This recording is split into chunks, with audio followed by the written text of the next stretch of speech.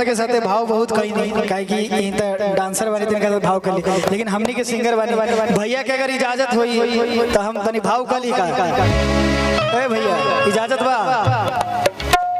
मर्दे से शर्मा तारे जे भौजी वही इजाजत बा हाथ दिया। अरे रउआ खड़ा बैठ जाए ना केकरा प्रपोज कर बताई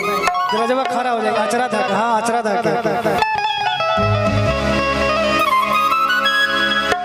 कि मरही के बाटे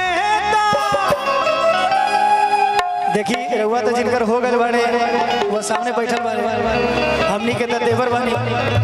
हमनी के खाली हाथ पकड़ सकता नहीं दूसरा कुछ पकड़े के हमनी के औकात नहीं के हाथ नहीं के भैया नाराज नहीं के होगा हम इजाजत मांग के पकड़ा कोनो दिक्कत नहीं करियो कहि कि मरही के बाटे अरे मार दाना जान से